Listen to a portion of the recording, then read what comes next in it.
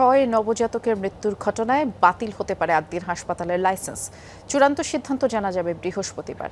আজ এ নিয়ে স্পষ্ট কিছুই বলতে চাননি স্বাস্থ্যমন্ত্রী। তিনি বলেছেন, হাসপাতাল কর্তৃপক্ষের কারণ দর্শানোর নোটিশের জবাব সন্তোষজনক নয়।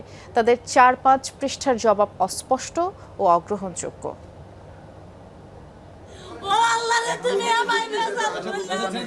রাজধানীর আদ্দিন হাসপাতালে 6 নবজাতকের মর্মান্তিক মৃত্যু হয় 27 মে। ঘটনার তদন্ত দ্রুত শেষ করে 1 সপ্তাহের মধ্যে রিপোর্ট জমা দেয় স্বাস্থ্য অধিদপ্তর। তদন্তে উঠে আসে কর্তৃপক্ষের অবহেলার বিষয়টি। আদ্দিনের আবদ্ধ গুমোট পোস্ট অপারেটিভ ওয়ার্ডে ছিল ধারণ ক্ষমতার চেয়ে বেশি রোগী। এসিও ছিল বন্ধ।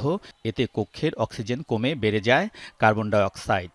এ অবস্থায় ওই দিন ওয়ার্ডে ছিলেন না কোনো চিকিৎসক, ডেকেও পাওয়া যায়নি নার্সদের। সব মিলিয়ে মৃত্যু হয় 6 নবজাতকের। চরম অবহেলা ও অসহযোগিতা ছিল।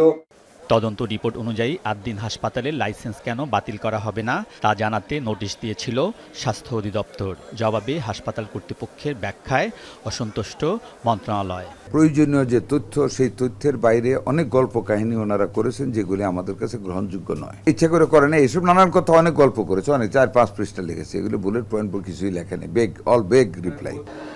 স্বাস্থ্য মন্ত্রণালয়ের সূত্রে জানা গেছে, রিপোর্ট অনুযায়ী হাসপাতালটির বিরুদ্ধে কঠোর ব্যবস্থা নিতে যাচ্ছে সরকার। বাতিল হতে পারে লাইসেন্স। এ বিষয়ে চূড়ান্ত সিদ্ধান্ত জানা যাবে বৃহস্পতিবার, বলেছেন স্বাস্থ্যমন্ত্রী। মিটিংয়ে বসে আমরা কি করতে যাচ্ছি সেটা আমরা সিদ্ধান্ত গ্রহণ করে আপনাদেরকে জানাবো। আমরা অবশ্যই ব্যবস্থা নেব।